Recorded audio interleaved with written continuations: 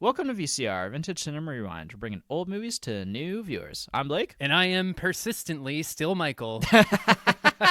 Unflinchingly. Yeah. In all of the adversity facing you at all times to not be Michael. Yeah, exactly. I am unyieldingly myself, unfortunately.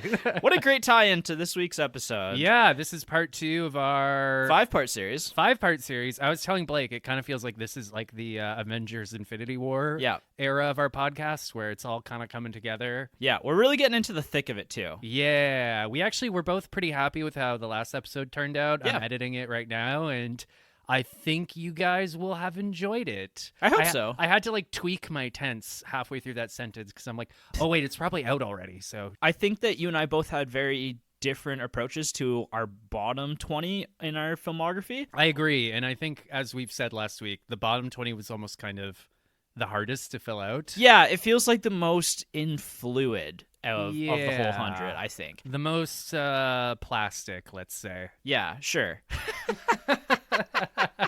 What? That's an expression. Okay. Yeah. I hope. Oh, man. I found that I had a lot of crime in my bottom 20, which honestly, I was looking at this yesterday, and the crime movies are technically edge out all of my other genres. And part of it is because there's a little bit of extra movies at the bottom that I'm kind of always, those constant always in flux, and I've been a little heavy on the crime films. Yeah. And crime as a genre is pretty deep too. Like, you've got crime thrillers, you've got heist movies, you've got family driven gangster films. Like, there's a lot out there. You've got right? the Minecraft movie, you've got the Jurassic World sequels. Yeah. Like, there's no end to the crimes. Wait, different time of crimes. Oh, got him. Those are crimes on humanity. Yeah, exactly. Violating the Geneva Convention. For you, was there any kind of genre or anything kind of doing this top 100 list that you maybe didn't recognize about yourself when you were kind of building it? I don't know. That's a good question. I was kind of, when we were giving our preamble about how we, filled out our list, I just said that my guiding philosophy was that I had to be honest, right? Yep. I had to... I'm not throwing in any movies in there just because it'll make me sound smart. So, actually looking at the next 20 entries in my list right now, you'd think, a schizophrenic person made this list. Because, it's just kind of all over the map. I think in, 3 weeks when we're done the list, I might be able to look over my shoulder and be like, oh, that's the unifying theme. But, right. Until then, I'm kind of the same. I don't know if there's a unifying theme to these. I find every 20 kind of maybe has a little bit of something different going on, which is kind of neat. And this 20 in particular is maybe a little bit more different. I think with me going into this, I was thinking that there was going to be maybe 3 to 4 genres that I was going to be super heavy on, and that there would be other genres that would kind of really fall by the wayside. And actually, I found after I built the list that I'm pretty representative across the board. I definitely have my 3 genres that I like the most, but there's elements of all of the other genres within them. I have romance movies, which we're going to talk about today. I do too. Plenty of comedies in here. I have some really intense dramas. There's a lot of everything. Yeah, I think the only thing I can really say at this juncture is that, and I think you pointed this out, I tend to have an abundance of animation on my list. Yeah. I think in another life I was an animator. I was reading a article about Roger Ebert discussing animated films as well, and how he was kind of he was one of the driving forces of getting it taken seriously critically. Exactly. Yeah. Actually, I do respect him for that. Yeah. I think it was the Ratatouille review or something where he's like, whenever a really good animated movie comes out, someone always says, well, we have to start taking animation seriously as a medium. Yeah. And Roger Ebert was just like, yeah, no fucking shit. I don't think he said fucking shit. I'm just putting those words in his mouth. Yeah, I think he was definitely a little annoyed having to, every time a good animated movie comes out, be listen to all the reviews saying, oh, animated films, not just for kids kind of thing, right? Yeah, so, it's funny, so. And I've got a few animated films on my list too, and we actually will get to one in my 20 here today. Oh, we might even get to a couple for me. Whoa. All right, do you want to get into it? Yeah, you started last week. I'm going to start this week. Yep. Okay, so I had mentioned last week that there are some entries on my list that I actually don't think are good movies. Mm-hmm. I also said last week, a lot of my criteria for this list isn't just the movie itself, it's how I experienced it, right? Right. So this next movie, again, speaking of crimes, I don't think it's a good movie, but I remember when it came out how my parents actually surprisingly took me out of school and took me to an afternoon showing of it. So, I still remember coming home and how excited I was and how I couldn't stop talking about it and how I could barely sleep that night because the scenes were playing in my head. I'd get out little Legos and like reenact the scenes constantly for months after that. And that movie is a little indie film you might have heard of called Star Wars Episode 3 Revenge of the Sith. Hey! I was kind of thinking in the back of my mind that might have been the one when you said you got taken out of school, because I actually remember that. Yeah, right? Well, my parents had shown me the OG Star Wars movies, so it was always like a big part of our lives. Yeah, right? that was definitely something like going over to your house, like you had all the Star Wars movies. You were kind of my entryway to the Star Wars franchise. Oh, I'm so sorry. But here's the thing, though. I don't actually think this is a good movie. Which I actually slightly disagree. I think this is not a bad movie. It's not in my top 100. I'll say it right now. I won't say it's atrocious. I just don't. I tried rewatching it over the pandemic. I got halfway through it and I was just like, ugh. Like, the score is great. The action is great. The cinematography is great. But just the acting and the dialogue is just so wooden and stilted, which, like, I can see how that's kind of part of the charm for some people. Right. But for me, like, my favorite moment in this movie is when Obi-Wan and Anakin are fighting on the lava planet, Mustafar. Yep. And it's like one of the best fight scenes in all of cinema. Right. Then halfway through the fight, they stop. And Obi-Wan's just like, Anakin, the Chancellor is evil. And then Anakin shouts back, well, from my point of view, the Jedi are evil. And I'm like, wow, that is totally how people talk. But I digress. It was one of the fondest viewing experiences I've ever had. Yep. I'll never forget, my parents taking me out and taking me to go see this movie. It was a lot of fun. Cool. I think that's a solid pick. Like, I wouldn't knock you at all for having it in there. I would say that I don't think you've ever done the Star Wars franchise in machete order, have you? I have not, no, but you've told me about it. Yeah, I think it enhances the viewing experience. I kind of subscribe to that theory. And so Jess and I did that maybe 2 years ago, and we really had a lot of fun with those movies. And I think that especially the Clone Wars dramatically improves it. Okay. And the pacing of the franchise in general. Okay. But well, maybe one day. That's neither here nor there with my number 80. Speaking of heartwarming experiences, I think this movie is just like a heartwarming experience to watch. It's one of the great movie scripts of the 90s, and one that I think a lot of people are going to feel a strong connection to, and that's Good Will Hunting. Yeah, great movie. Good choice. Absolutely fantastic film, like probably my favorite Robin Williams performance. Matt Damon and Ben Affleck owe this movie basically their entire careers. Obviously, they're rising stars in the 90s, especially with like Kevin Smith helping them out. But like, this is the one that they wrote together, and it's a movie about overcoming yourself in a sense, like not being your own worst enemy, getting out of your own way. Yeah, absolutely love this movie, and Robin Williams is like so good in this movie because he's such a good dramatic actor while also being able to like lift the mood a little. Yeah, exactly. Like, just fantastic performances all around. Like, been a while since I watched this movie, but it was kind of in the back of my head when I like started building the list as something that like, oh, this is something I need to go back to, because I remember really loving this one and I hadn't seen it in a long time. But absolutely fantastic, worth your time to go back to see. That's my number 80. Yeah, hands down. How do you like them apples? Okay, good choice. Well, my number 79 is a movie I actually rewatched very recently in preparation for this list. I'm almost faintly embarrassed having this movie on my list, but I have to go back to my guiding principle of just be yourself, be honest, right? Okay. That is a little movie called Sonic 3. Oh, nice. Yeah, right? I still haven't watched it yet, unfortunately. You son of a bitch. Yeah. Again, like, it's kind of bitterly funny to me that the Sonic movies are as good as they are, despite the incredibly low bar that was formed for them, but like on their own merits. Yep. And this one is kind of like, if they had ended it here, I would have been like, cool, you guys made a solid trilogy, Right. Good job, everybody. Where every movie improves upon itself. Yeah, I know, right? It's almost like there's nowhere to go but down from here. But I digress. It's basically this is where my fanboy shilliness comes out. But like, the whole movie is heavily inspired by Sonic Adventure 2, which was like the light of my life when I was 11, 12. Mhm. So it brings me back to a simpler, more innocent time. Yep. And again, rewatching it recently with my partner, I'm like, it's just a good movie. I'm really looking forward to watching it. I just, for whatever reason, have not gotten to it yet. Okay. So, Well, I will. I promise by the end of I- this year, I will watch it. I don't forgive you for that. So my number 79 is actually, again, it's kind of relates back to you and I in our tween and teen years. This is one actually that I'm expecting may pop up in your list, and don't give it away or not, but it's a movie that you and I think both really love.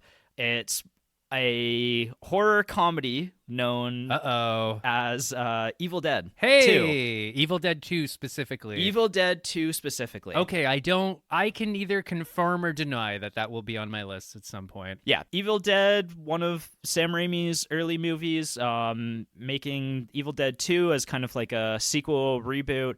I think Evil Dead 2 kind of ups the hamminess, the comedy. It kind of just utilizes Bruce Campbell a little bit more. I think they just kind of figured out that, like, oh, this guy's funny. Yeah. It's like the Chris Hemsworth effect. Yeah, Bruce Campbell, I think, actually wins this movie slightly more than Sam Raimi does. Like, Bruce Campbell became just such an icon for me as a teenager. Yeah. I've watched just about every Evil Dead thing that's been made in the last 20 years, including like the TV shows, the reboots. Both of the reboots? I haven't watched the newest one yet. Yeah. I've heard it's like genuinely scary. Not to cut you off, but I think that is kind of the secret ingredient of Evil Dead 2 is that it's funny and silly, but it's also genuinely quite unnerving, you know? Absolutely. Like the scene where all like the mounted deer's head and all like the household items are laughing at him. Yeah. It's hilarious, but it's also kind of like, even as a teenager being like, this is funny, but like my skin is crawling. Yeah. Sam Raimi with a camera is fantastic. Like he's so good at kind of, again, using Bruce Campbell's comedic timing with like this like really frightening like camera angles, and like he has a very dynamic camera use. This is at its best.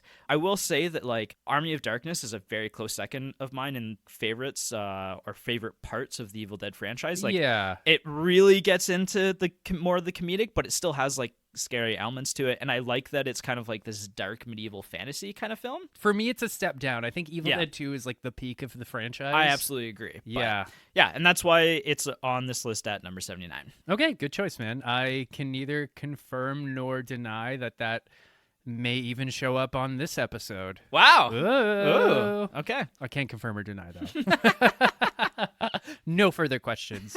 My number 79 is not at all similar to yours. You're 78. Excuse me. That's right. I'm leading the charge here. I was like, wait, when did this flip? When have we broken the system already? I'm buffering. We're 22 movies in. We've broken something. Oh, no. I've never been good at math. Okay. So my number 78 is a relatively recent movie. Mm-hmm. It's a movie that took me a couple viewings to fully appreciate, but now that I've seen it, I'm really, really into it. Arguably the best superhero movie of the 2020s, and that is The Batman. Oh, nice. The Batman with a the. Mm-hmm. Yeah. I kind of half expected this one to show up somewhere. Yeah. Again, it's funny how, and I've noticed this with some of the higher entries on my list. It's like, I watched it, was okay with it. Yep. Watched it again, slightly warmer, watched it again, and then I was like, yeah, that's a good fucking movie, right? Yeah. And I mean, even the fact that I'm willing to watch it 3 times within a couple months is kind of a statement of quality, because I'm very easily bored and I'm always seeking novel experiences, especially with film. So yeah, no, honestly, like I remember all the memes when they cast Robert Pattinson. Remember they were calling him Battinson within a day. It's so funny because like I think he's arrived. He's like, he's an A-lister, but every time he gets put up for a role, everyone's like, I don't know about this guy. Like, this must be like the 3rd or 4th time it's happened. I feel like in the last like 2 years, I don't remember which franchise or which character he's playing like upcoming, where people are like, I don't know about Robert Pattinson. And it's like, really. No, he just kills it every time he's in a movie. Yeah, he crushes it. And like, he might arguably be my favorite Batman. Wow. Yeah, live action, I mean, Kevin Conroy will always be the definitive Batman for me, but he might be the best live action version. And would you separate it out and say Batman and Bruce Wayne, or just Batman? Oh, that's a tough one. It's hard to differentiate. I'd kind of lump them together, Okay, like as all one right. character. Fair enough. But yeah, no, it's kind of funny too. I remember multiple people after the movie came out saying like he's kind of too skinny, like he looks unwell, and I Right. to those people I said, he is unwell. Look at him. Like, this is what You like, understood what the movie was going yeah. No, I mean Yeah. like this he's a nocturnal freak who doesn't eat and doesn't sleep. Right. He's not going to look like a bodybuilder. Yeah. He's going to look wiry and Yeah. crazy looking. Yeah. It is a little long, and that's probably why I haven't revisited it recently. Mhm. But yeah, I still think it's arguably the most exciting superhero movie of the 2020s. Wow. Or Yeah. at least one of them. No, fair enough. I mean, there's so many, right? Like, there's some personal choice there. A lot of them haven't been good, but Hell yeah. I know that like it's apparently the Batman 2 is kind of in like it seems like it's in some kind of production hell, and Mhm. it's not coming out for another couple of years, which will mean it's 5 years out from this one. And you know, part of me is almost kind of like I don't even know that we need a sequel to this movie. I think you could just Yeah. put a nice little cap on it and be like, that's it. Fair That's enough. Batman, everybody. I like the idea of, especially with Batman, getting to reinvent Batman, because I think even in the comics, there's just so many different iterations of Batman. Yeah, agreed. I He think can it's- be silly and campy, Mhm. dark and brooding, but still campy, or he can be deathly serious. Yeah, I like that we have some of those different options, and you can kind of, depending on what you're feeling, like watch a different Batman movie. My number 78 is not Batman related at all. Okay, But proceed. It is a movie from the 2020s. Okay. It's one of my favorite movies of the 2020s.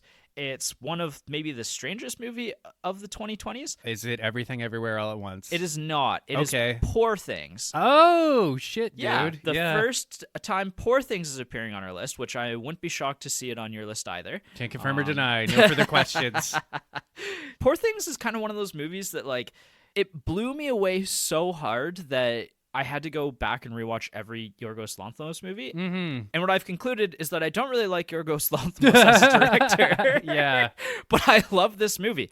Even in saying that, like, he is kind of an auteur filmmaker, and like something like Ari Aster, there's kind of a compulsive need that I now have to watch every one of his films, even though I often don't like them. Like, Yeah. straight up do not like them.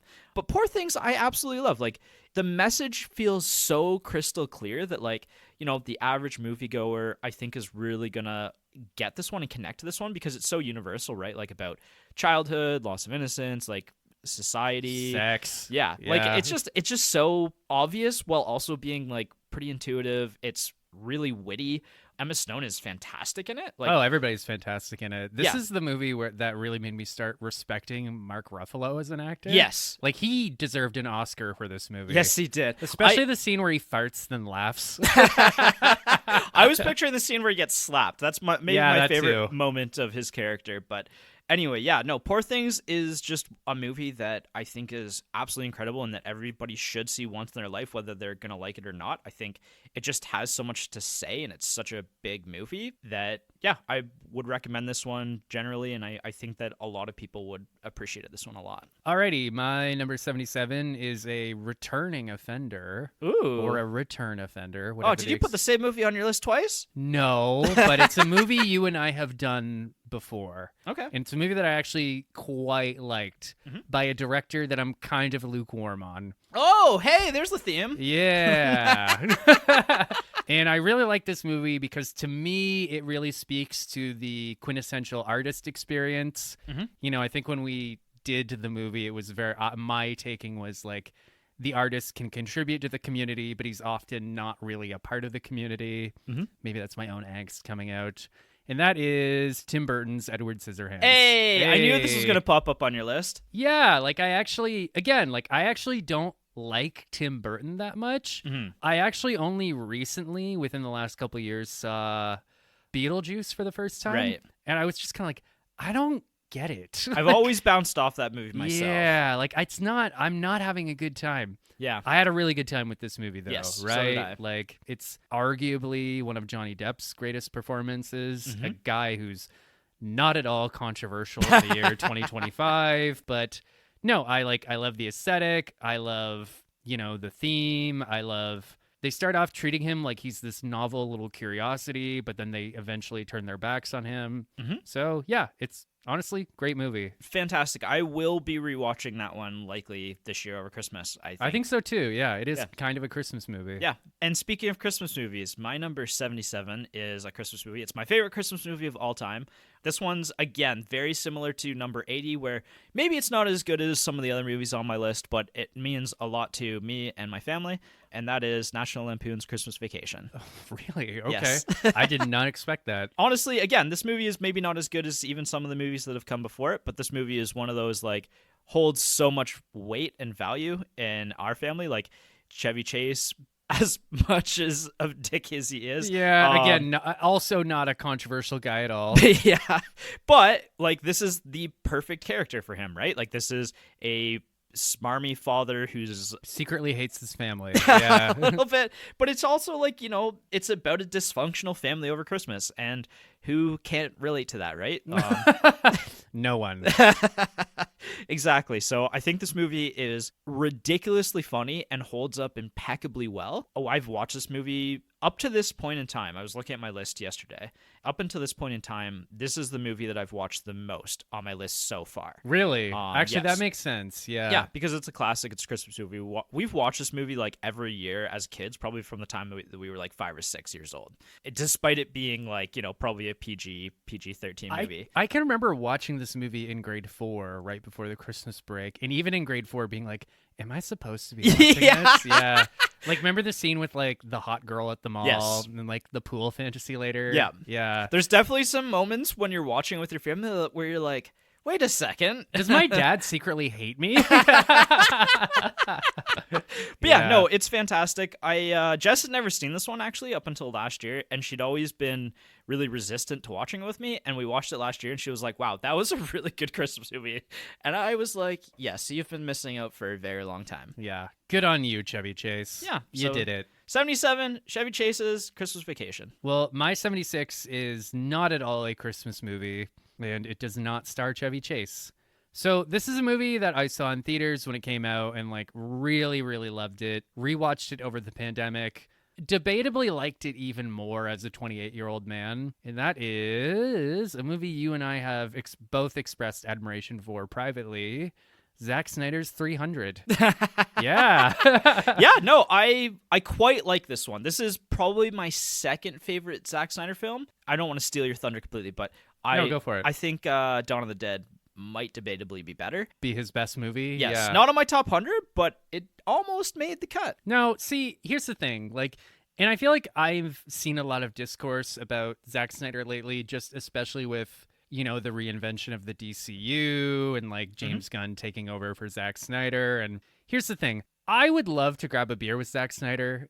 He seems like a really like nice, really charming guy. Yes. I like his visual flair, but like I don't think it's controversial to say he often has a very limited sense of narrative. I think that he does better with someone else's writing. I think this is arguably the best type of story for a guy like Zack Yes. Snyder. Oh, where it's absolutely, right? hyper masculine, very macho, and it's a lot of violence. And the way that it's framed, like it's based on a comic book, Mhm. and it feels like a comic book come to life. And the framing device around, or the story itself around, like an ancient Spartan people like warring, just doesn't feel like it should be a comic book movie, and yet it is, and it works. I know. I forget where I saw this, but I know Trey Parker and Matt Stone, the South Park guys, complained that this movie looked like it was shot in a cupboard. And I'm like, yeah, but like it kind of works though, doesn't it? You know, Absolutely, like, it does. For a story like this about these people in this place and time, and like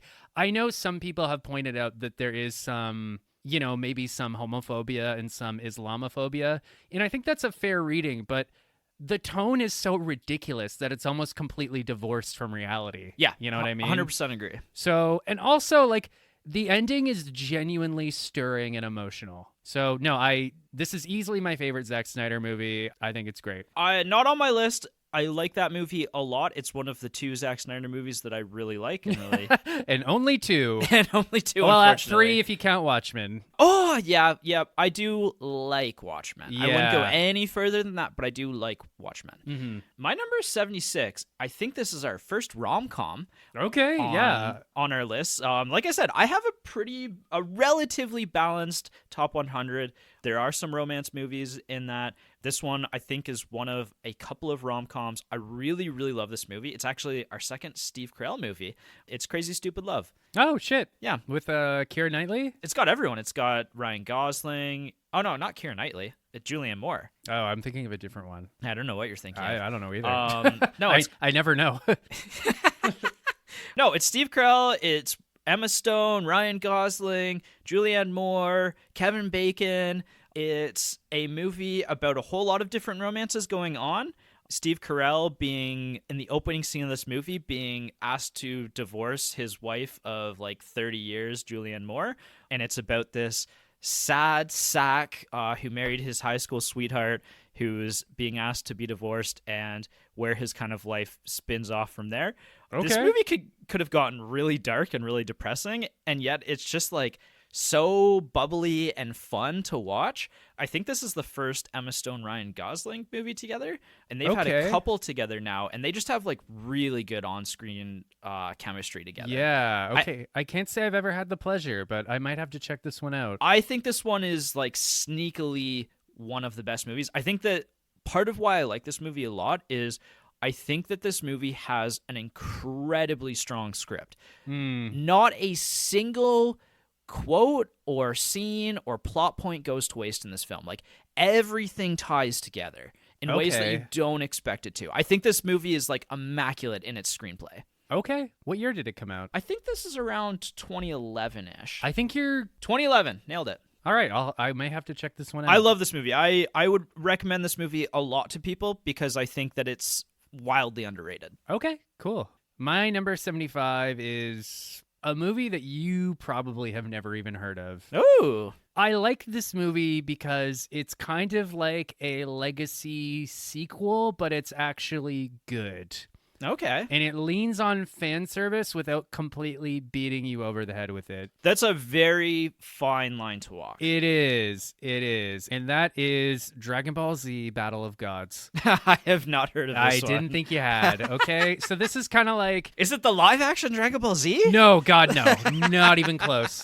So basically, this would have hit English shores in 2014. Mm-hmm. It had a very limited theatrical release that I tried to get someone to go see with me, but they couldn't, so I didn't see it in theaters, unfortunately. And basically, it's kind of like the Dragon Ball Z franchise had been slightly dormant for maybe 10 or 15 years, and this was kind of the revitalization effort, right? Very rough plot summary is it's Goku fighting a guy named Lord Beerus, the god of destruction. It's really heartwarming and special, especially for a Dragon Ball Z fan, because there's lots of little winks and asides that refer to past events, but like, again, it's not completely beating you over the head. It almost feels like a complete return to form where it's almost like, oh, wow, like Goku hasn't skipped a beat in 10 years. So, and it led to sort of the revitalization of the Dragon Ball Z franchise.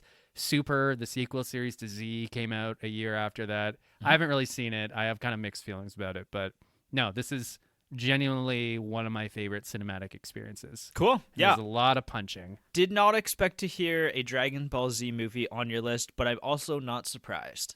There might be another Dragon Ball Z movie on my list. That's kind of what I was wondering, yes. Yeah. Remember when I said, this is me being honest. I'm just telling you, like, on a pure enjoyment level, I loved this movie. No, absolutely fair enough. I very much in line with your character in the movies that you like. Exactly. So you're staying true to what you wanted your list to be. Exactly. For better or for worst. My number 75 is a movie, unlike Crazy Stupid Love, is very well rated. I think it's a very well regarded movie of the 2010s. It's another horror movie from a filmmaker who nobody would have guessed could make horror movies. Okay. It's the 2017 film Get Out. Hey, yeah. I like that movie a lot. Get Out is a movie that I think nothing will ever match experiencing this movie for the first time. I would concur. There is something really special about this viewing experience. Yeah. It's such an atypical movie about a black man going to visit his white girlfriend's family for the first time at their cottage during some sort of family gathering, and a lot of strange things happen from there. And the first time you watch this, not knowing anything about where the plot is going, is just, you will not be more locked into a movie than this, I think. Now, kind of knowing all of the details and rewatching this, multiple rewatches, I do start to go a little bit down on this movie, just because there's nothing quite like being shocked the first time with all the twists and turns. Right. And that's why this movie isn't higher. If I'd only ever seen this movie once, I probably would have had it higher on my list. But again, that's not to say that this movie isn't absolutely incredible. It's also like, I think the novelty of the fact that, you know, a mostly comedic actor. Yeah, Jordan Peele. We should say Jordan Peele as well. Right, right. You know, I remember you saying, like, Jordan Peele made a really good horror movie. And I was like, you mean the fucking... Key and Peele? You mean the Mad TV guy? Like, Keanu? Yeah. I'm like, are you sure? And then I actually remember you showing me this movie in your old apartment, being like, holy fuck. Yeah. Like, you know what? I might have more to add on this later.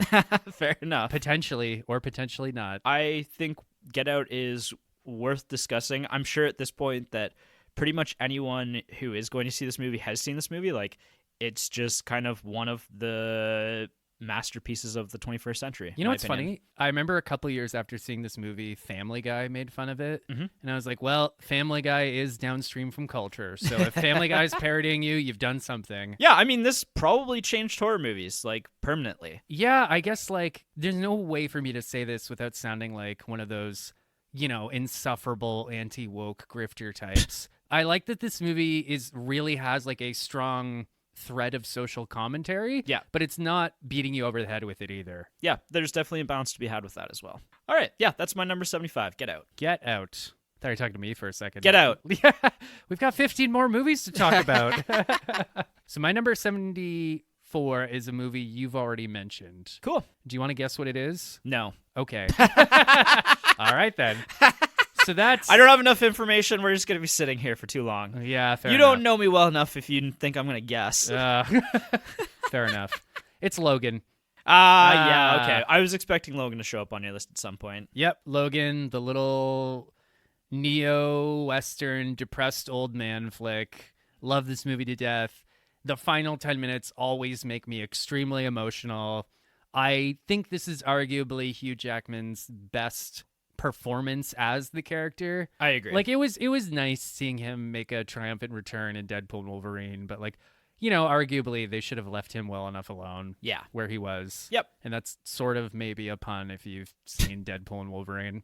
Even in terms of my own storytelling stuff, I've taken a lot of cues from Logan. I think that part of what makes Logan so good is the fact that it's sneakily a Western film.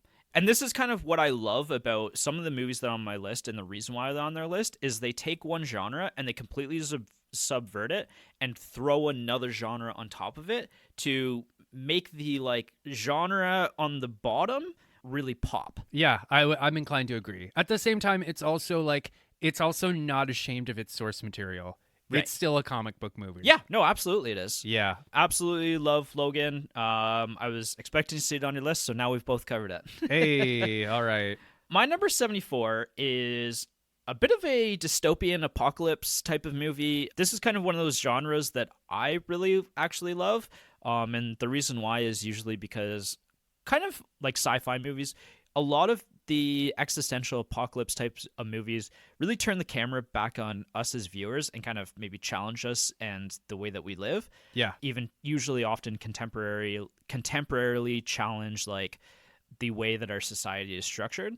And this one is very much in line with all of that. It's Snowpiercer from 2013. Oh, yeah. I think that Snowpiercer is one of the best movies ever made. Mm-hmm. It's directed by Boon Jong-ho, a Korean filmmaker.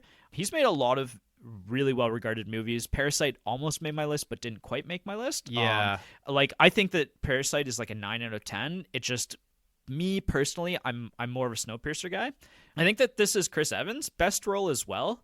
And the fight to the front of the train, like, there's some truly incredible action sequences in this movie. It has a whole lot of heart. There's some really exciting twists and turns. And yeah, one of my favorites of all time. Yeah, I've never actually seen it, surprisingly enough. Really? It somehow kind of passed me by. Like, I remember in the years that have followed, a lot of people, especially you, have brought it up to me, and I'm like, wait, like the Chris Evans Train movie? Yeah. Like, really? It's that good? It's that good. Yeah, fuck. I have seen the first season of the Snowpiercer TV show, like, and all of this is kind of goes back to actually a novel series, a French novel series. I don't actually all that much enjoy the first. I didn't enjoy the first season of Snowpiercer, so I didn't actually continue with it. I think that this movie works a lot better as a tight, 2-hour film rather than a very drawn out TV series. Do you feel like maybe we're kind of, as a culture, we're starting to walk back on streaming TV? Because I've been hearing a lot of people complain that as much as they like certain shows, they're tired of things being so drawn out. Well, and I think that there's a lot to discuss about that, and that's maybe for another episode. Yeah, no, let's talk about it now. We don't have time. I have a lot of thoughts about that topic. Okay. That'll be our bonus episode. Yeah, another time. We should have a bonus episode where we just talk about stuff. We should. But the Mike and Blake Power Hour. Yeah.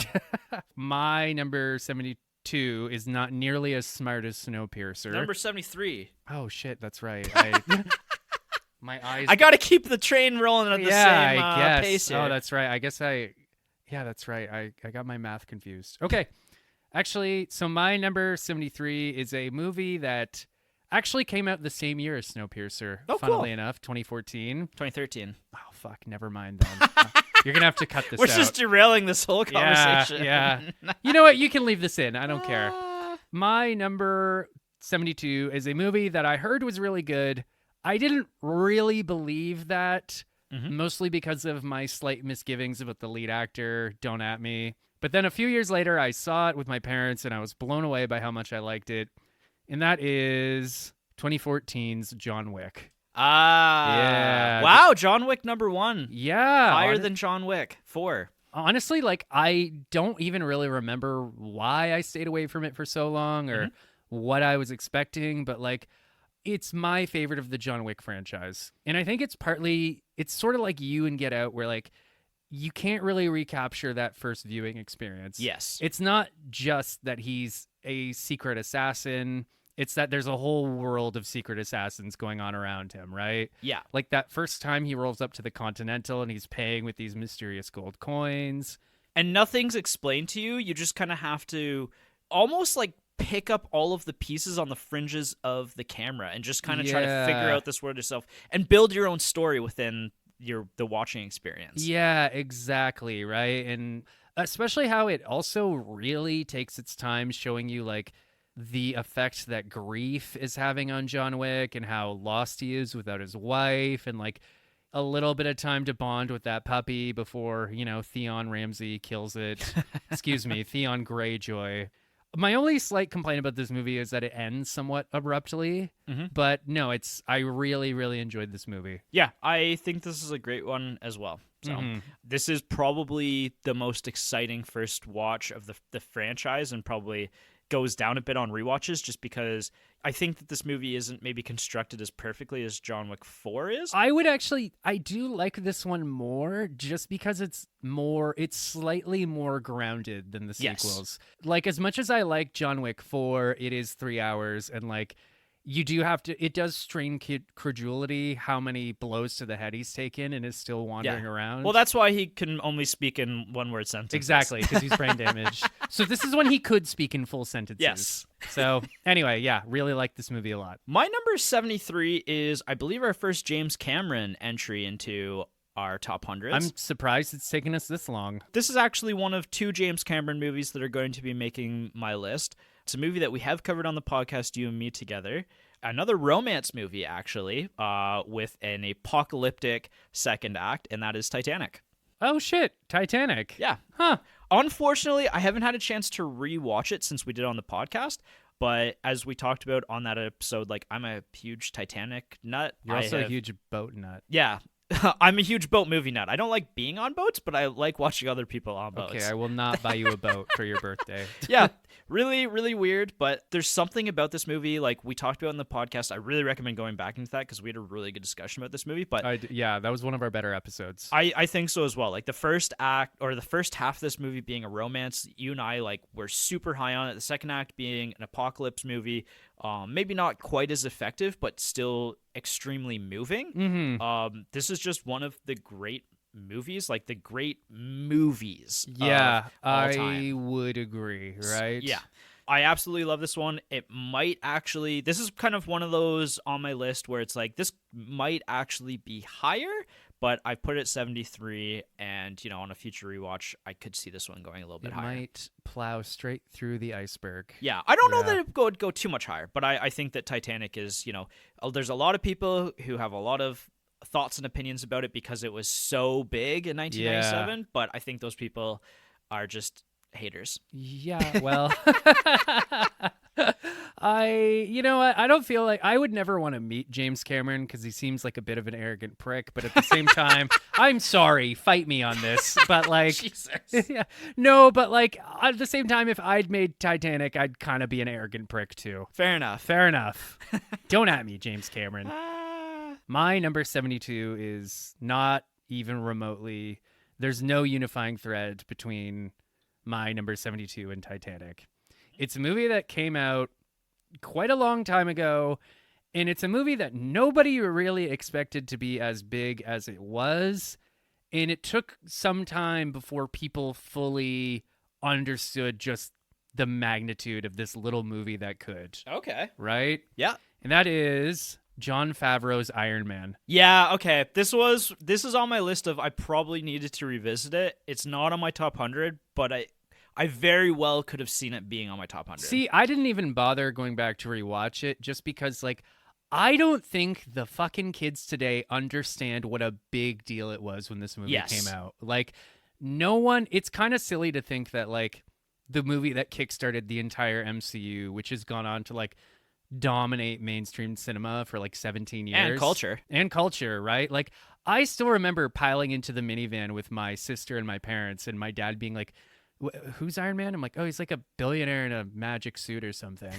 And then we all walked out of the theater being like, whoa, like that was fucking good. Yes. I remember working at the drive-in that summer, and I remember this guy coming up to the snack counter. He's like, yeah, I've seen this movie like 4 times. It's so good. And I'm like, it is, right? Like, Yeah. So arguably saved Robert Downey Jr.'s career. It kickstarted the superhero franchise as we know it today. As we know it today, like to the point where like it's funny. I watched Fantastic Four, a few weeks ago, and I'm kind of like, they're kind of trying to re-Iron Man this whole thing, right? Mm-hmm. They're trying to provide the same effect. So it's a great movie. A lot of it was improvised too, which makes it even more remarkable. I didn't know that. Yeah. Yeah. Apparently, Jeff Bridges complained that they barely had a script when they started shooting. That I had heard. Yeah. So, I mean, fantastic movie. Robert Downey Jr. won an Oscar for Oppenheimer. Mm-hmm. He arguably should have won an Oscar for this movie. Like, Right. That's one of those like magical, divinely inspired casting decisions. Yes. So, Yeah, Jon Favreau becoming like one of the biggest directors, like who would have guessed kind of thing. Yeah, and, really. And like this movie just completely solidifies it. Yeah, it's fantastic. My number 72 is a movie again by a director that a little surprised that neither of us have brought him up yet, Quentin Tarantino, but I expect he'll make an appearance or two on the rest of my list as well as yours. Can neither confirm nor deny. This is a movie that I was actually pretty down on for a long time and have recently revisited I know what you're about to say. Yeah. This is another crime film, but actually is a romance movie, and that is Jackie Brown. Heyo. It's a heist thriller. This one has like some of the best chemistry I've ever seen, and that between Pam Grier's Jackie Brown and Robert Forster as Max Cherry. Okay. This movie is absolutely riveting to watch.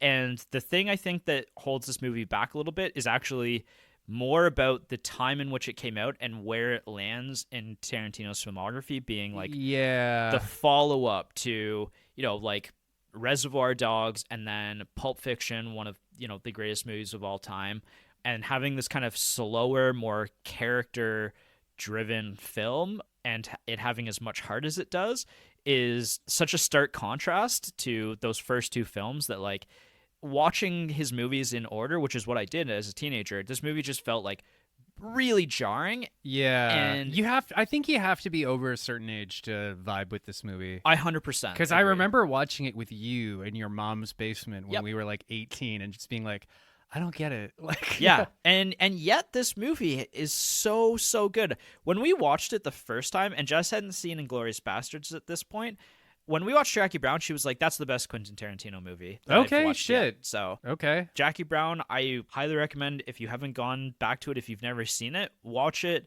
with some distance from the rest of Quentin Tarantino's filmography, and you're Okay. gonna love it. Interesting. I have not enjoyed that grand rewatch, but I'm looking forward to it. So my number 71 is a movie that we actually did a couple episodes on this year. Mhm. It's another movie that I wasn't really expecting too much from when I watched it, but I had a really, really, really good time. Cool. You might say it took me for a ride. And that movie is Repo Man. Repo Man, nice. Repo Man, again, it's... So, our working relationship is you give me a list, I pick one, and then I wander in knowing nothing, right? Yep. This is one of those, like, watching experiences that, like, really put a smile on my face. This is such a punk rock movie. Oh, yeah, like Emilio Estevez, Harry Dean Stanton, like all the weird characters, like the dialogue. Like, yes. How many times have we quoted that movie since we watched it at this point on this podcast? More times than we probably should have. Yes. Like, let's go get sushi, then not pay. Yeah, the magic trunk with, like, the flames in it. Yep. The ending, how they just drive off into the sky. Yeah. Even the jokes, too. Like, I think one of my favorite moments is at the end when, Emilio Estevez confronts Harry Dean Stanton. And he's like, yeah, I think we should split this 70-30. Because I found the car. Then Harry Dean Stanton lifts a gun. He's like, so you should take the 70. I'm slightly misquoting it, but like, if you watch the background characters and how they disappear then reappear, you have to be like, okay, like someone put a lot of work into this script. You know, this isn't just random nonsense. Yes. So yeah, I think this is a great movie. I would love to rewatch this one. I don't think it would. Honestly, it is better than I was expecting it to be. Yeah, This absolutely. movie is very punk rock, and that's usually more like my taste in movies than yours. So I love that it's on your list. I'm surprised it kind of like it edged out on my list as opposed to your list. Yeah. But hey, there we go. Really cool movie. Maybe I'm just a rock star underneath it all. The next movie is, in my opinion, also a little punk rock, but maybe more of Clark Kent's punk rock style than Lois Lane's punk rock style. Okay. It's a movie that is another crime film. It's a very black comedic film.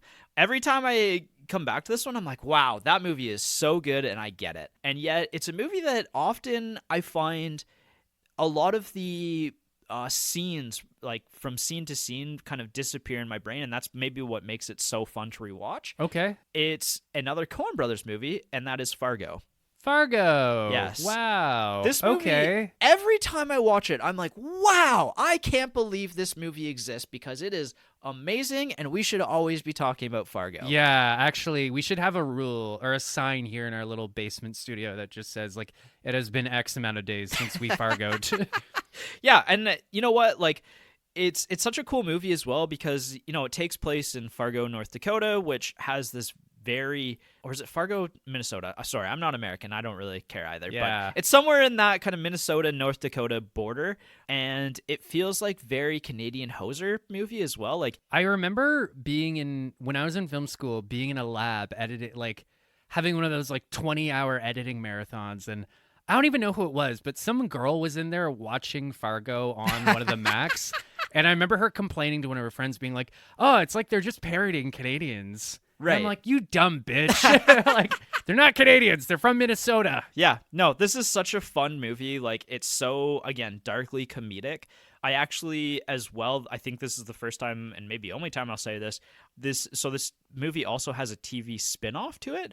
And I think that season 1 and season 2 particular, are some of the best seasons of TV ever made. Season 2 is really centered around a crime family, like it's a family gangster movie. Is that the one with Billy Bob Thornton? No, Oh, that's the okay. second one with Patrick Wilson is the cop in that one. It takes place in the 70s. Okay. Really, really, really good 10-episode miniseries. See, that's the thing where I remember hearing they were making a Fargo TV series and like scoffing and rolling my eyes, being like, well, that's fucking stupid. Yeah. Then I started hearing it was like the best thing ever. And I was like, oh, okay, shit. Yeah, no, I still season need to 1 is watch great, it. and season 2 like will literally blow your mind. Okay. Like at how good it is. Season 2 is something that I just randomly revisit because I like it so much. Okay. I hate to kill the mood here, but my number 70 is perhaps the most depressing movie I've ever seen. Wow. I actually rewatched it a couple years ago with my poor, long-suffering mother.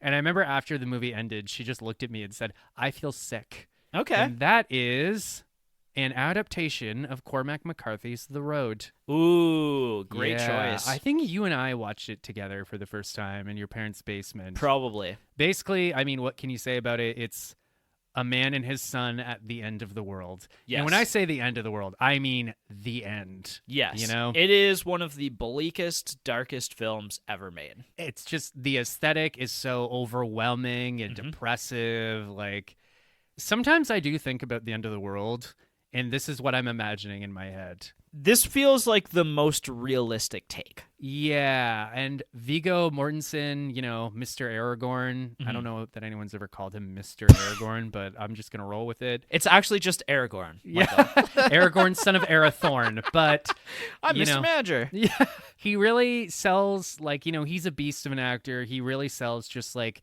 the quiet desperation and that all he really wants is to keep his son safe. But, like, there's no hope. Yeah. There's nothing to hope for. And it's Right. kind of, it almost feels like a Christian parable, right? Mhm. Where it's just like, you know, this is purgatory or this is hell, and we just need to find something to survive. Right. The kid, I forget who the actor is, also does a really great job, which is pretty remarkable when you think about who he's sharing the screen with. But this movie broke my heart, and I love it for it. Yeah, I mean, this is a movie that I've come back to as well. I think there's just something there. I'm glad that this is on your list. Because Cormac McCarthy is also one of those extraordinarily famous American writers that, you know, I feel like for you as well, like you probably picked up on some of his writing style in this one, and maybe like what he cares about like kind of comes through in the movie as well. One of the things I like about it is just how stripped down it is. Yeah. It's essentially like there's almost no plot other than, you know, man, son, and they have this very vague idea that they need to go south to survive the winter. Right. That's it. Yeah. That's all there is, baby. It also has a very random appearance by Robert Duvall, who first time Robert Duvall appears. Oh no, second time Robert Duvall appears on our top 100 list. Yeah, really. Oh man, I almost forgot that I had. Robert Duvall kills it in this performance too, as this kind of like aggrieved old man. Yeah. And like he has this really not tender. Nothing is tender about this movie except the love between the man and the boy. But like, you know, yeah, Robert Duvall's great in this. Everyone's great in it. Everything sucks, and I love it. Solid choice. Solid choice. This is one that I do come back to every like 5-10 years. Mm-hmm. My number 70 is a movie that I come back to a little more regularly than 5 to 10 years. This one kind of is my first. This represents two movies. I had a very hard time choosing which one to put on my top 100 list, but it does represent both of them. Okay. And that is The Raid 2. Now that I've killed the mood, you have to like reinvigorate everybody. Oh my God. What a way to reinvigorate people with. Like, The Raid 2 is one of the greatest action movies of all time. It is an Indonesian movie. It's a sequel to The Raid or The Raid Redemption as we know it in North America. Gareth Evans directing this one. I basically describe this one as John Wick meets The Departed. Yeah. It's a film about an undercover police officer infiltrating the mob in Jakarta, Indonesia. It's an epic. It's like a 2.5-hour film that takes place over several years, almost a decade. And it is just, again, one of the most action-packed movies I've ever seen. I would argue that the action in this is as strong, if not stronger, than some John Wick movies. Okay, that's Yeah. a bold claim. Yeah, I mean, this is higher on my top 100 list than the John Wick I think franchise. you've been trying to show me this movie for like 15 years, and for whatever reason, I've just always resisted to it. So the Raid Redemption is the movie that I watch more than the Raid 2, but the Raid 2 it just kind of perfects everything that the Raid's doing and does it on such a grander scale. I've actually only watched the Raid 2 maybe 2 or 3 times, Okay. whereas I watched the Raid Redemption almost annually or ahead.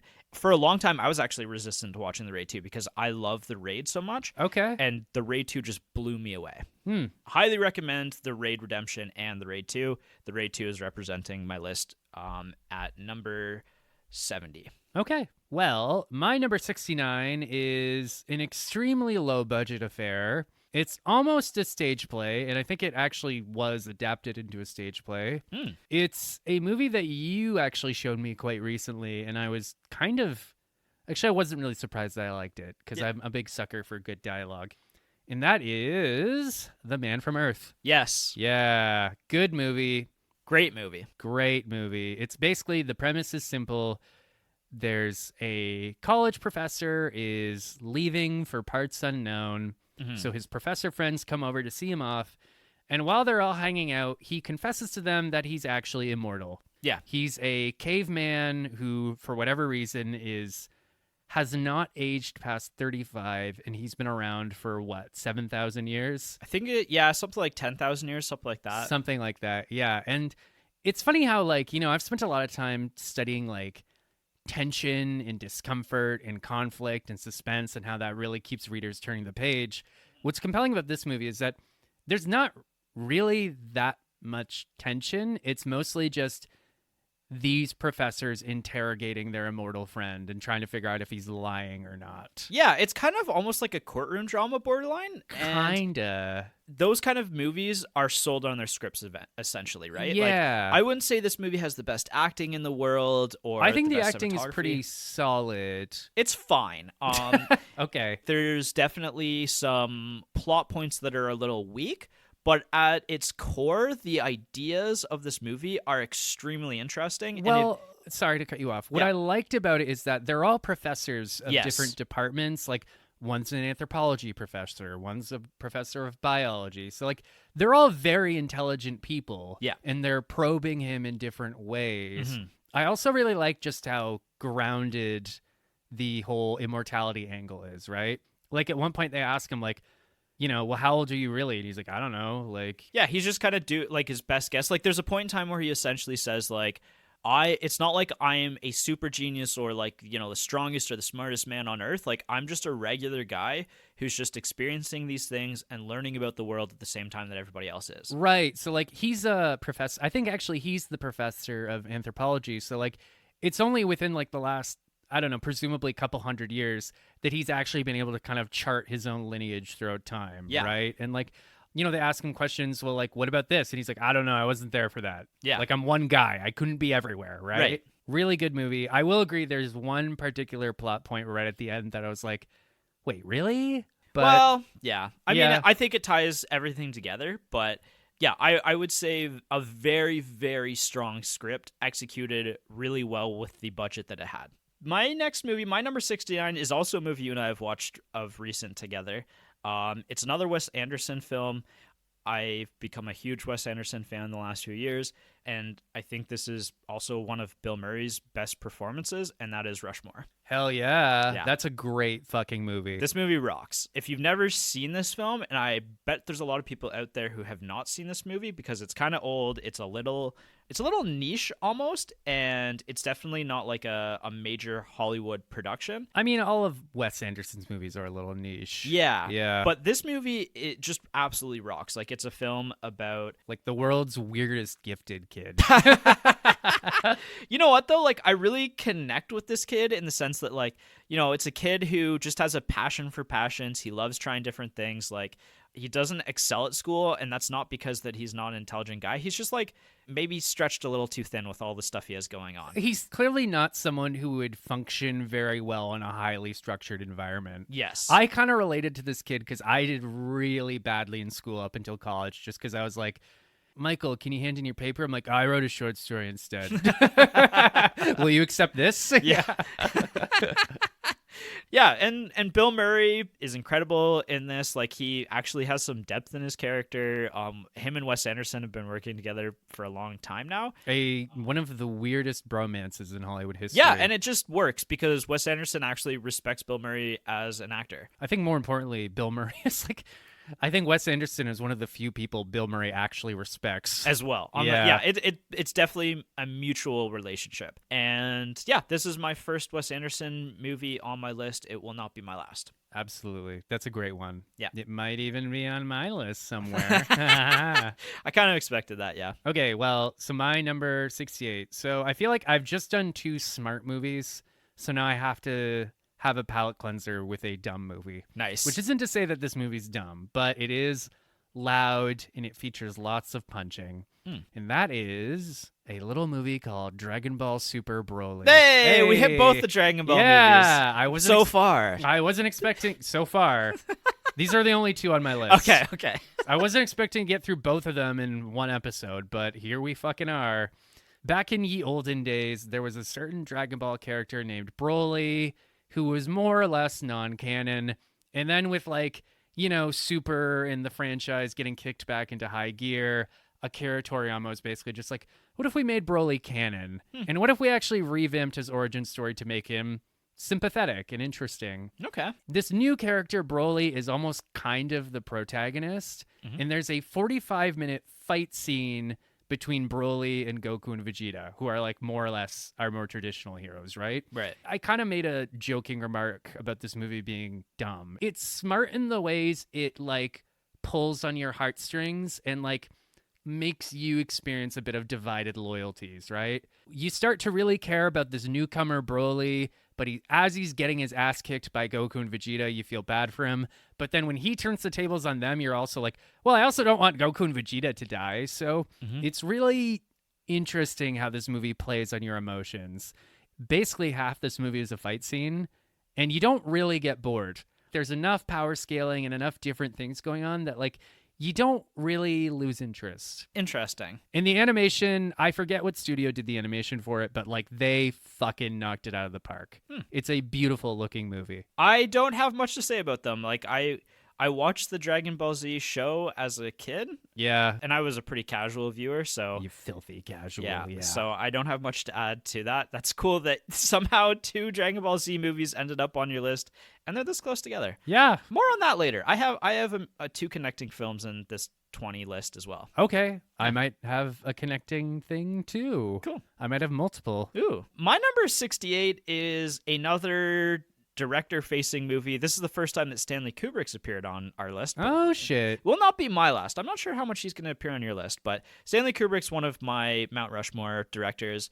I think this is my movie that I actually could see going a lot higher, but I've only actually watched it once in the last year, and I was completely blown away by it. Okay. It's the drama Barry Lyndon. Oh, yeah. You've been talking to me about that off mic. This is a movie where I started it watching it myself one evening, and we got to a very good halfway point.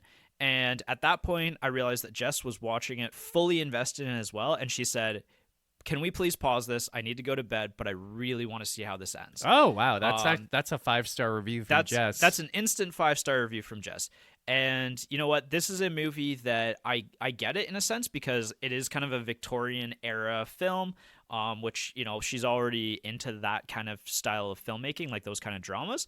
But this is a movie about a guy born into poverty who lies, cheats, and steals his way into being in the upper echelons of Victorian society. So just like a tech billionaire. Yeah, it's one of the most riveting films. It's a movie with a lot of narration, and it's one of the most beautiful films ever made. A lot of this movie is shot with wide shots really far back from what's going on.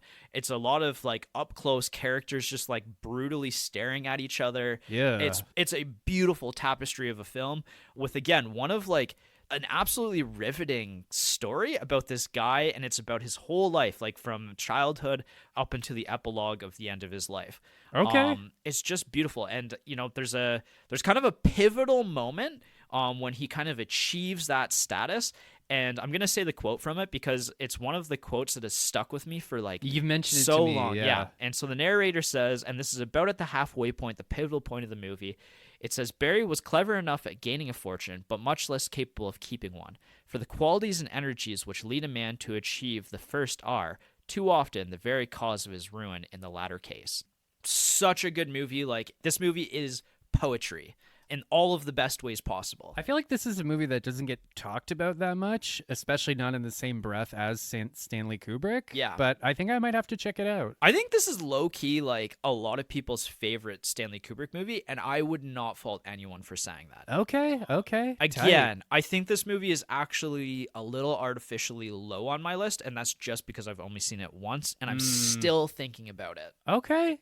Well, my number 67 is yet another animated feature, and it's an animated feature featuring our favorite pointy-eared friend, and that is I believe, 2009 direct-to-video affair called Batman Under the Red Hood. Oh, I've never even heard of this one. Yeah, this is a movie I kind of picked up by chance in high school when I was going through my like emo little Batman love affair. It's a shockingly somber story about a father and son in conflict with each other. If you've heard of this movie and you're like a more serious Batman fan, you kind of already know. Basically, the whole idea is that many years ago, the second Robin, Jason Todd, was murdered by the Joker. Flash forward 5 years, and suddenly a renegade new anti-hero is running around Gotham City, like intimidating all these gangs and criminal organizations into falling in line. Right. And Batman is suddenly thrust into conflict with a younger man who knows a little too much about him than he's comfortable with.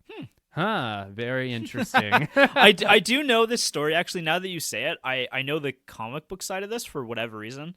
I think this is one of like the coolest twists to the Batman story. Yeah, I guess maybe we can just get right into it. I feel like most people probably already know, but like basically it's Jason Todd, the second Robin, is back from the dead, and he's really, really mad at his dad.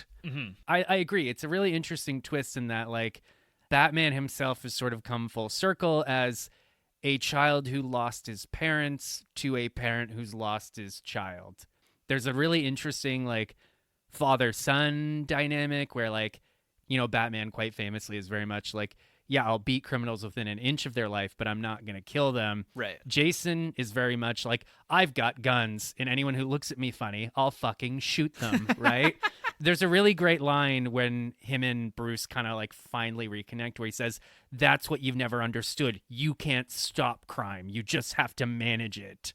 Like a lot of great Batman stories, it has one of the truly saddest endings I've ever seen in a film. Oh, interesting. So it's a nice direct-to-video 90-minute little number. I can't recommend it highly enough. Cool. I might actually check this one out because you had me on Mask of the Phantasm, and I really, really like that movie a lot. So I will take your recommendation on that. Tight. This one also features Bruce Greenwood as Batman. And he does a really good job as like kind of an older, angrier, gruffer Dark Knight. I like that style of Batman too. Me too. I think that Ben Affleck was doing something really good in some really bad movies. Justice for Ben Affleck. Yeah, I really wish that we got to see a Ben Affleck directed Batman movie. Yeah, because I think agreed. he would have crushed it. I think his take on that older, gruffer Batman was really cool. Agreed. My number 67 is not a Batman movie. It's the first time that Harrison Ford's popping up, I think, in our movie list. That not is the surprising. last time. This is one of the greatest thrillers ever made, and it is The Fugitive. Hey, I love that movie. I know you love that movie. I think the first time I watched it was with you because I know that your family is big on this one. Yeah, we had a tradition where every time we went up to my aunt's cottage, we would just watch The Fugitive the first night there. Yeah, it's one of the most tightly written thrillers of all time. Both Harrison Ford and Tommy Lee Jones are incredible. Like, it's just really inspired casting. Tommy Lee Jones is like sneakily like one of the best actors I think of all time. Secretly the best part of the movie. Yeah, not the last time he's going to appear on my top 100 list either. So, yeah, I think that this movie, if you haven't rewatched this one or if you've never seen The Fugitive and you like a really well-paced thriller, like this movie is incredible. It also has one of the best lines in all of cinema, right? Like, Yeah. I didn't kill my wife. I don't care. Yeah, that's one of those scenes that like just constantly replays in my head because it's just immaculate. Absolute cinema. Yes, absolutely. Okay. My number 6, there's a slight overlap between your list and my list coming up. Mm-hmm. My number 66 is a movie I saw in theaters last year, I believe on Family Day. I don't even know why I saw it. I think I just, wanted to see a movie and I looked at it and was like, that looks kind of interesting. Mm-hmm. Had no idea what I was walking in for, and I laughed my fucking ass off. And that is Poor Things. Yes. Yeah, Poor Things. I knew this one was going to pop up on your list somewhere. I had an inkling. I think Yorgos Lanthimos has a really interesting aesthetic. I haven't seen all of his movies, but a lot of them that I've seen kind of fall apart in the end. Mm-hmm. I don't know what it is. They just kind of fall apart in the third act. Or I think what it is, I was thinking about this today because I knew we were going to talk about this at some point. And I think what it is that he's such a good ideas guy, and he's so hyper-focused on an idea, and he really, like, in his movies, he explores those ideas as closely as you could. They're such from his frame of reference that oftentimes in his movies, once they kind of, the ideas maybe start to move outside of your perception of what those ideas are or where they should go, that's when he loses you as the audience. And I actually don't think that's a discredit to him. I think that as a filmmaker, as somebody who's creating art, like I can commend him for that, but that doesn't mean that he doesn't lose me in places in his films. Yeah, like I remember the ending of The Lobster. I was kind of just like, wait, was that it? And Right. then you and I watched Killing of a Sacred Deer recently, where I was also just like, wait, that's it? Yeah, But I think this is him clearly at the height of his powers. I agree. Willem Dafoe's great. Emma Stone's great. Mark Ruffalo's Ruffalo. great. It's all great. It's great. Yeah, no, Poor Things is awesome. Yeah, both on our list, both in this bracket. One of our friends who's slightly less interested in cinema said that he tried watching it and only got 10 minutes into it. And I was like, yeah, this movie isn't this movie just isn't for you, buddy. I'm sorry. Yeah, we've talked about that before. I can see that, and I don't think it's a movie for everyone, but I think everyone should watch it at some point in their lives. Exactly. My number 66 is kind of, again, on the apocalypse theme, the dystopian theme. It's a movie that I don't know when I found this film for myself, but it's a movie that I just constantly go back to. I share it with people because I think it's just so wildly fun and entertaining, and that's Mad Max 2: The Road Warrior. Hey, good Yeah. choice. Yes, this is such a cool, inspired movie that honestly the last like 50 years of pop culture kind of has a bit of a hat tip to this movie. South Park did one of their specials last year about Ozempic. Mm-hmm.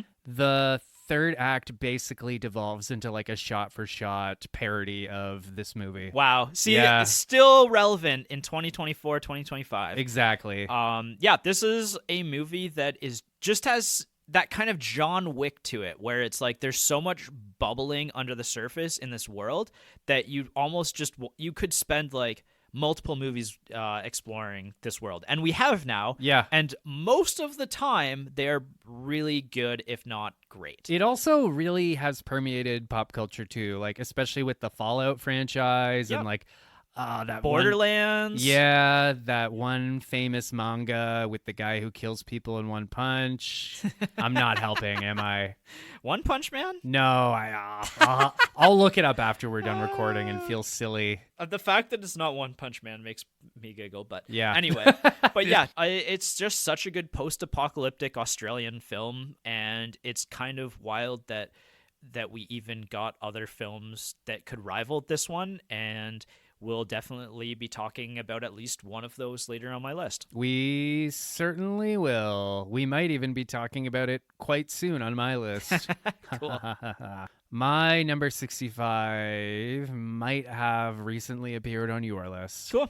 And that is Jordan Peele's Get Out. Nice. So I want to talk about how you randomly showed me this movie one night when we were in your apartment. I don't know if you recall, I had just dumped my first serious girlfriend and I was fucking depressed.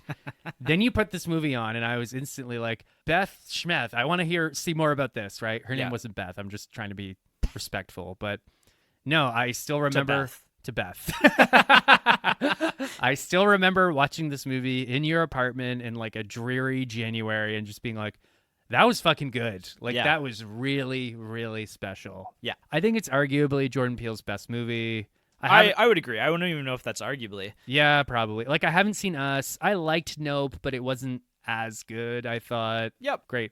Love cool. it. Get Out appearing on my number 75 and your number 65. Oh, look at that. A little bit of symmetry. I like that I'm slightly higher on this movie than you are. Yeah. My number 65 is also a horror movie. It's a horror movie that, again, I have recommended to a lot of people, and some people certainly have not liked it as much as I have, but it's, again, one of those pivotal movies in the 2010s, and that's It Follows. Oh, shit. Yes. Yeah, good choice. I think that It Follows is sneakily one of the greatest horror films ever made. I would concur. It is a film that, again, like some of the other greatest films that we've talked about, especially on this episode, it kind of has this, like, world building on the fringes of what you're seeing. Like, there's a lot of depth to it. Like, this movie is constantly trying to break your brain. And it succeeds. And it succeeds very well. It's a movie that essentially boils down to, and it's, again, like one of those,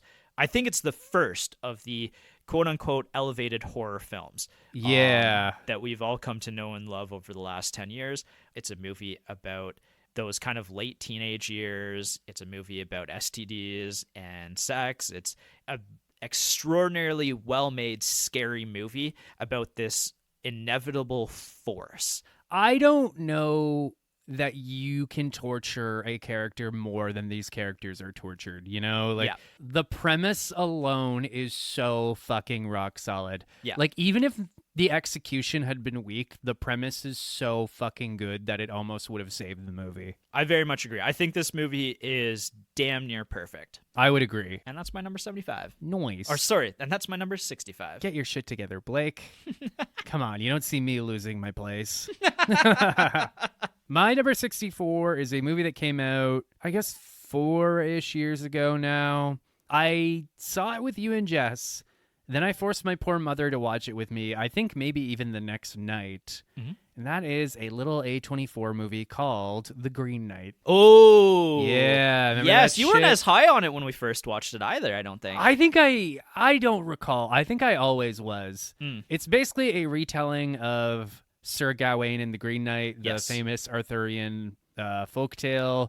I've heard some people call this movie pretentious, and I think those people need to get fucked. It's basically just a really simple but compelling story about this knight really, really, really failing to live up to the courtly virtues. Right. And how that may just be impacting him further down the line. Yep. It has a really interesting kind of, dream sequence isn't quite the right word, but... No spoilers. No spoilers. I'm going to stop right there, actually. But no I actually spoilers. thought this was one of the most profound endings I've ever seen to a movie. I very much agree with you. This is one of my favorite final acts of a film I have ever seen. I concur.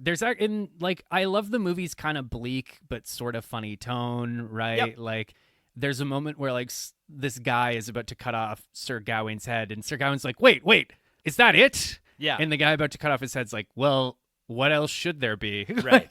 The third act is just such a unique reckoning that I've never seen it on screen, and I don't think I'll ever see anything quite achieve what it does in the last act. No, easily one of A24's best movies. I think it's Dev Patel.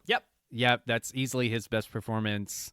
Absolute cinema. Yes. This is a great movie. I didn't expect to see this one on your list. I also, one more thing. I really like how they portray King Arthur in this movie as he's just kind of this very withered old man. Yeah. There's a great moment where he goes to see Gawain and have a private audience with him, and he just kind of sticks his finger in his mouth, and he's like, my tooth hurts. Yeah.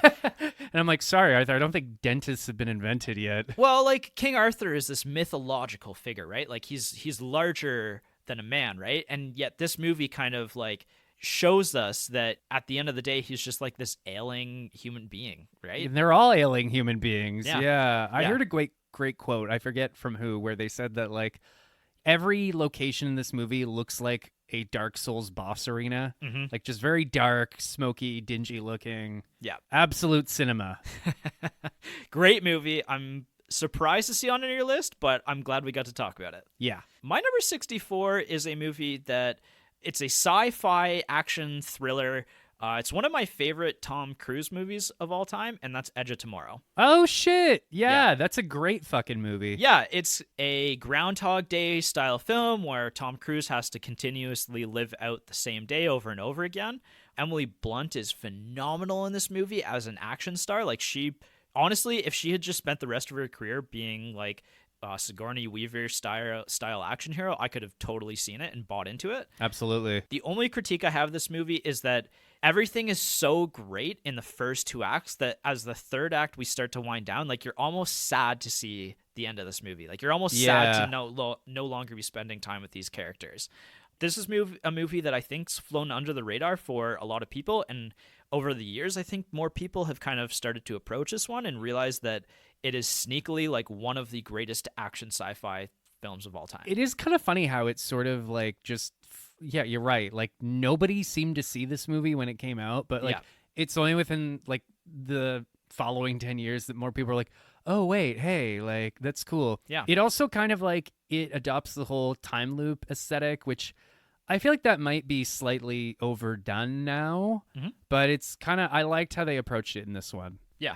So that's my number 64, Edge of Tomorrow. Nice. My number 63 is a movie that I really didn't like on first viewing, but that's more because of what I was going through at the time. About 8 years later, I rewatched it with my roommate at the time, and I was like, that was really fucking good. I said fucking twice. Yeah. And that is Mad Max Fury Road. Ooh, Yeah. yes. I remember you being like shockingly down on it when it first came out, and I was like, you're just wrong. I was wrong, and I will admit that. I was having an OCD flare-up at the time, and I didn't like it. But then, yeah, this movie fucking slaps, you know? Yeah. It just doesn't stop. Yes. You know what I mean? Like, I think this is arguably Tom Hardy's best performance. Agree? This is a movie that really helped me respect Clarice Theron as a dramatic actress. Mm-hmm. Like, it's silly, but in a good way. Yeah. Like, I love the guitar player mounted on a big rig with, like, the flamethrower attached to his guitar. Yeah. Like, it's the Doof Warrior. The Doof Warrior or whatever. Yeah. Like, it's... You know, I like how there's a lot of subtle nonverbal storytelling going on. Yep. Apparently, it was a fucking bitch to shoot, but miraculously, nobody got hurt while filming this movie. Shockingly. Like, this is probably one of the greatest films in terms of practical effects. Agreed. And you know what? There will never, ever, ever be another Mad Max Fury Road. Absolutely agree. No, it will never happen again. Great movie. Great movie. Love the ending. Witness me. Nicholas Hoult. We've been talking about him because of Superman off podcast, but yeah. He's been trucking along for a long time. Good actor. Yeah. He's kind of like one of those actors that almost hasn't quite made it, and yet like we all know his name and have like one performance of his where he's like, yeah, Nicholas Hoult is great. He's a guy who hasn't quite made it despite clearly having made it a long time Correct. ago. Yeah. I don't know a great comparison to that, but yeah, Nicholas Hoult. We love you, Nicholas Hoult. Best Lex Luthor ever. Wow. There's a bold statement. I don't think that's a bold statement at all. Wow. Yeah. Look at us. Making statements. Podcasting. Making statements are a top 100 list, just boldly asserting where no one else would go. My number 63 is a movie that, again, I don't think that this movie is maybe as good as some of the other movies that I've talked about objectively, but it's a movie that's near and dear to my heart. It's the greatest B movie ever made, and that's Tremors. Oh, yeah. Tremors. This is easily one of the most rewatchable films on my entire list. I've shown this to a few people. I had a friend who I showed this to who doesn't like movies, who at the end clapped because he was like, that was magic. And I was like, yeah, I very much agree. That's why I showed it to you.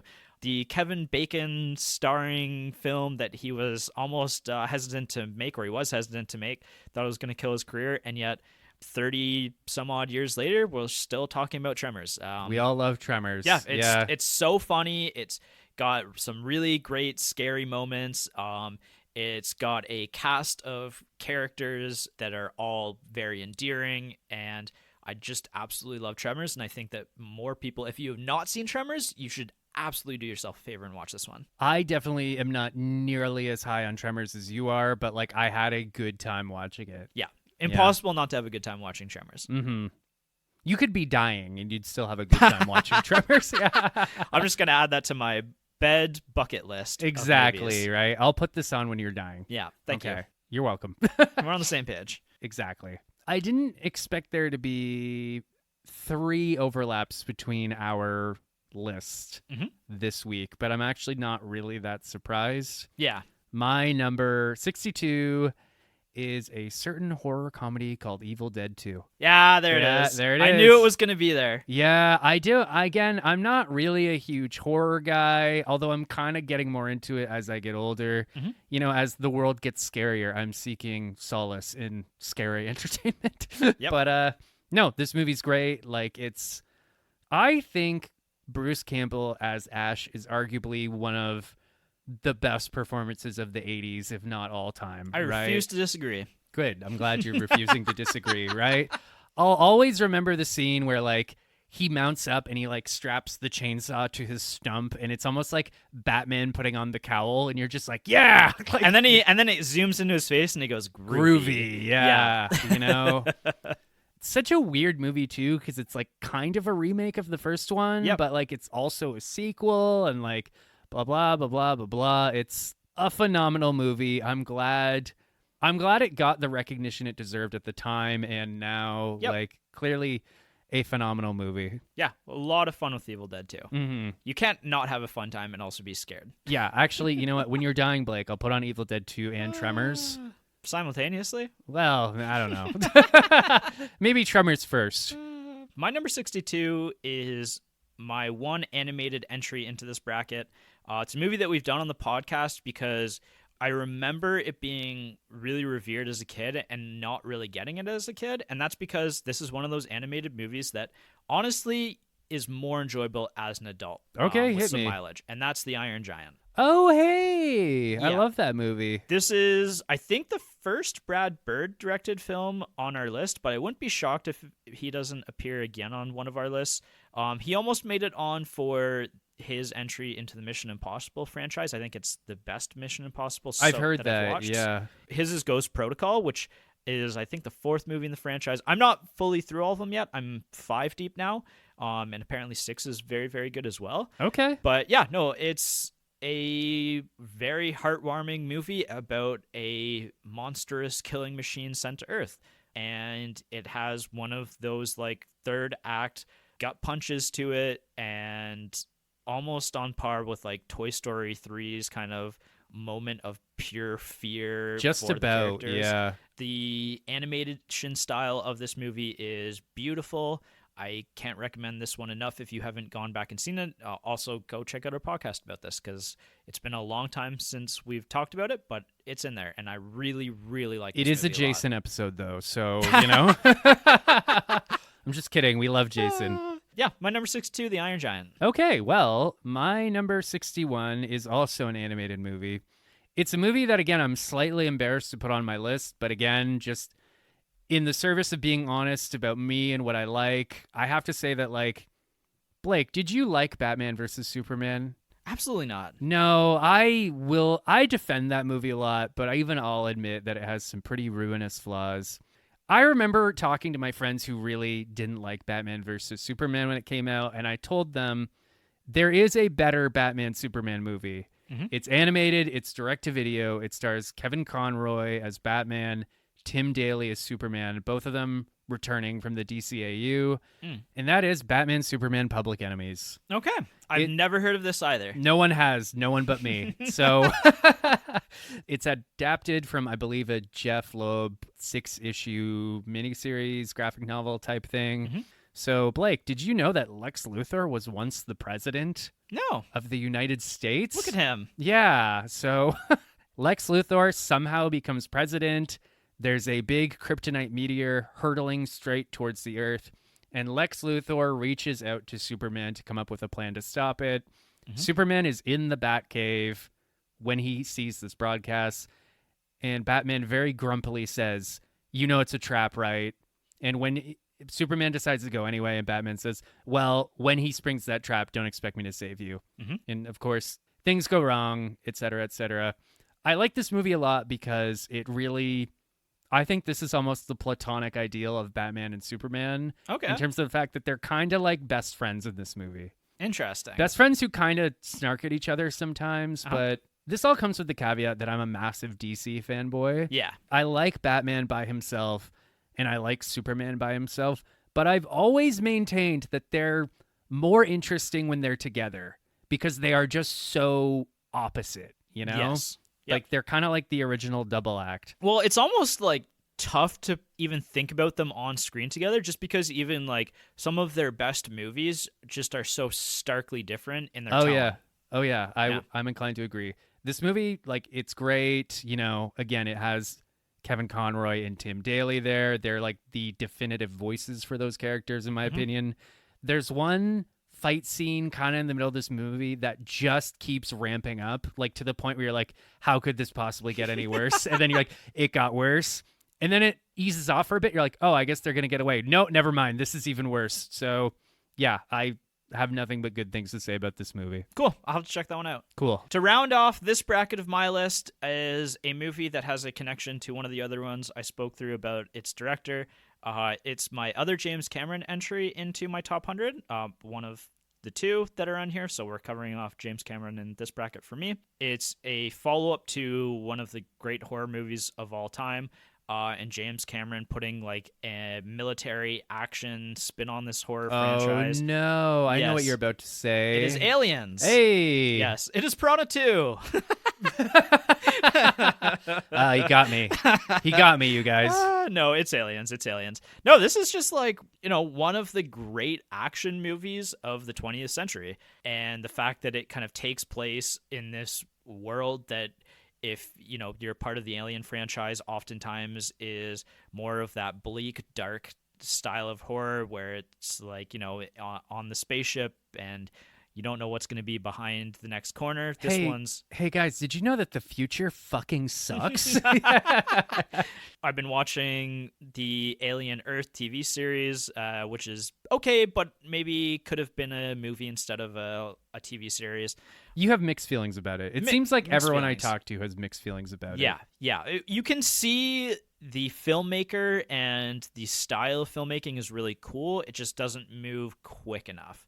Yeah, fair enough. And on the flip side, this movie moves incredibly quick. It's like 2.5 hours, and it does not feel like that at all. I agree, yeah. It's just one of the great action movies. Sigourney Weaver as Ellen Ripley is one of the great action heroines of all time. And again, I think that this is another one of those movies that everybody should at least see once in their life. I particularly like the android. Wasn't it Brooke? Yes. Brooke, yeah. Brooks, yeah. Fantastic performance. I'm not even really a big sci-fi guy, and I'm not as big on this movie as you are, but I had a really, really good time. Yeah. I also liked when all the Marines got killed. Yeah, it kind of throws some genres on their head as well. Like, there's a lot of characters, and you're kind of like, are we going to really be spending the next hour or 2 hours with these like characters? Macho dickheads? Yeah, and pretty quickly, the answer to that is, oh God, no. Oh God, no! Exclamation point. Yeah. Yeah, really, really solid entry into the Alien franchise. Ellen Ripley is obviously a woman, but they also don't really downplay her femininity. Yeah. Like, she has a really touching kind of like mother-daughter connection with the kid, whose name I kind of forget. It's great. It's phenomenal. Yeah. It also has a really great fourth act, which is sort of a tradition for the early Alien movies. Yes. Get away from her, you bitch! Well, very quotable movie as well. Mm-hmm. Infinitely more quotable than Alien. I think I still like Alien a little bit more. So, yeah, we will round that off 80 through 61 with Aliens and Batman. I just want to say that I wasn't expecting to have 2 Dragon Ball Z movies and 3 Batman movies on this chunk of my list, but I'm also not really surprised. I'm not surprised either. Again, list very you. Very me. So you hear that, people? I'm me. The next 20, again, have some mixture of like greatest movies of all time and also movies that are very near and dear to my heart. Only one overlap on the next 20 with what you've talked about so far. Well, we'll see. I wasn't expecting there to be like, what, 3 or 4 overlaps of this part of our list. I think as we get deeper into our list, there's going to be more and more overlap. I guess so. You guys also need to know that like Blake and I have known each other for like over 30 years. Mm-hmm. And a lot of these movies we've just seen with each other. So it's not that surprising. I think the next part of my list is very interesting because I think all of the next movies are great and objectively some great ones. But after the next episode, or at the end, by the end of the next episode, we'll be hitting, in my opinion, some of like the all-time most flawless, perfect movies ever made. Okay. So we're edging closer towards like the absolute of the absolutes. Okay, the only thing I can promise about my next 20 is that we're going full Michael. Never go full Michael. Yeah, exactly. It's not a good idea. Great. All right, well, excited for next week. We will see you then. Tell your dad. Tell your dad.